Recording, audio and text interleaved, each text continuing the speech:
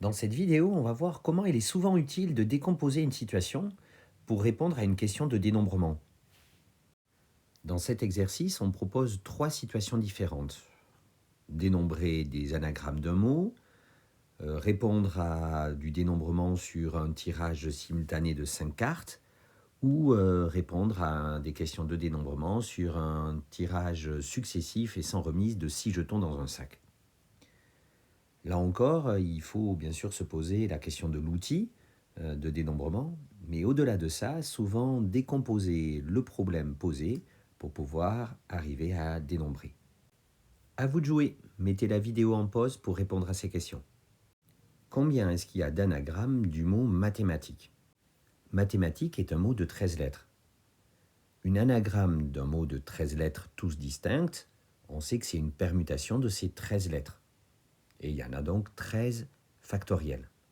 Mais ici, mathématiques a 2M, 2A, 2T et 2E. Donc il y a beaucoup moins d'anagrammes de mathématiques que d'anagrammes d'un mot de 13 lettres tous distinctes. Comme les lettres ne sont pas toutes différentes, on se retrouve plusieurs fois avec le même mot. Par exemple, le mot mathématique, si je permute les 2M, ça reste toujours mathématique. Même chose si je permute les 2A, si je permute les 2T ou les 2E.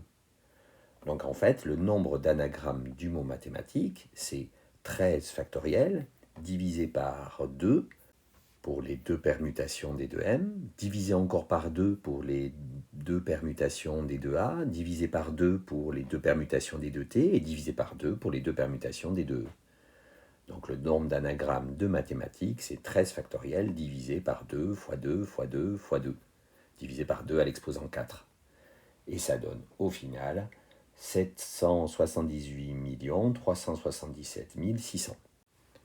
Juste une petite remarque, si un mot de 13 lettres a juste une seule lettre qui se répète 3 fois, du style ectodermique, qui a 3 lettres E. Alors combien est-ce qu'il y a d'anagrammes? On aurait exactement le même raisonnement.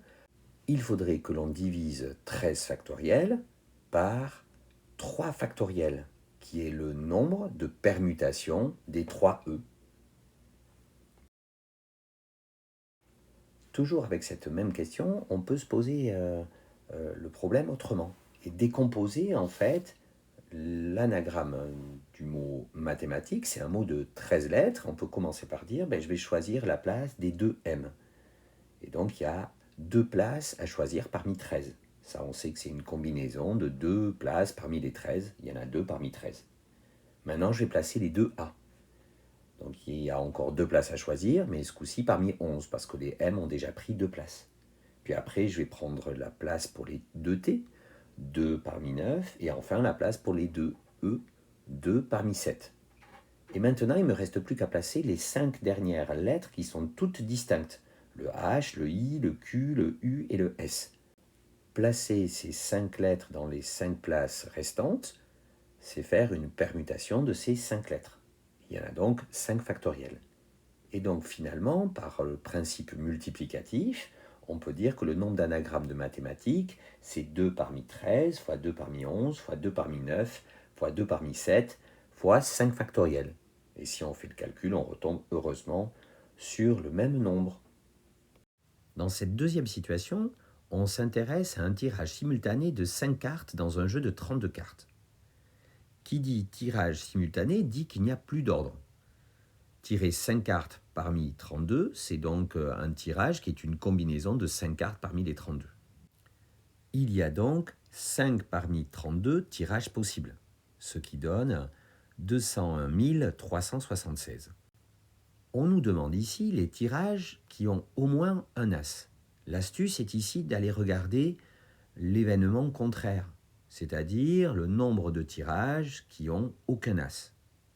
Un tirage qui a aucun as est donc le tirage simultané de 5 cartes, non plus parmi 32, puisqu'on a enlevé tous les as, mais parmi 28. Donc il y a 5 parmi 28 tirages qui n'ont aucun as. Cela fait 98 280 tirages avec aucun as. Et donc bien sûr, pour savoir le nombre de tirages qui ont au moins un as, on enlève à tous les tirages possibles le nombre de tirages qui n'en ont aucun. Donc on fait 201 376 moins 98 280. Et on trouve que ça fait 103 096 tirages. Sur la même situation, on nous demande maintenant de savoir combien est-ce qu'il y a de tirages qui comportent exactement 3 As. Là encore, on décompose la situation. Il y a d'abord le choix des 3 As. Donc c'est 3 parmi 4, puisque c'est choisir 3 cartes parmi les 4 As. Puis après, il y a le choix des 2 autres cartes. Et ce coup-ci parmi 28, puisqu'on a enlevé les As. Donc 2 parmi 28. Et donc par le principe multiplicatif, le nombre de tirages qui comporte exactement 3 As, c'est 3 parmi 4 fois 2 parmi 28, ce qui donne 4 fois 378, et ça donne 1512 tirages possibles qui contiennent exactement 3 As. Dans cette situation, on a un sac qui contient 30 jetons, 10 rouges, 13 verts et 7 bleus, et on tire successivement et sans remise 6 jetons dans le sac. Comme c'est un tirage successif, il y a de l'ordre. Et comme c'est sans remise, les éléments sont tous différents les uns des autres. On ne peut pas retirer plusieurs fois le même jeton. Combien est-ce qu'il y a de tirages sans aucun jeton rouge? Donc, s'il n'y a plus aucun jeton rouge, ça veut dire qu'on s'intéresse qu'au vert et qu'au bleu, c'est-à-dire aux 20 jetons. Et donc, un tel tirage, c'est un sextuplé d'éléments tous distincts, pris parmi les 20 jetons, les 13 verts et les 7 bleus. Il y a donc 20 x 19 x 18 x 17 x 16 x 15 tirages possibles, ce qui donne 27 907 200 tirages possibles. On nous demande maintenant le nombre de tirages unicolores, donc le nombre de tirages avec que des jetons rouges, ou que des jetons verts, ou que des jetons bleus.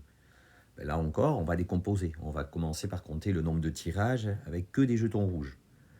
Donc un tirage avec que des jetons rouges, c'est un sextuplé de jetons, tous rouges, donc parmi les 10 jetons rouges. Il y en a 10 x 9 x 8 x 7 x 6 x 5, ce qui donne 151 200. Même chose pour les verts, où il y a 13 jetons, donc 13 x 12 x 11 x 10 x 9 x 8. Et là, on est à 1 235 520 tirages avec que des jetons verts. Et enfin, avec les bleus, il y en a beaucoup moins, 7 x 6 x 5 x 4 x 3 x 2, en fait c'est 7 factoriel, et ça donne 5040.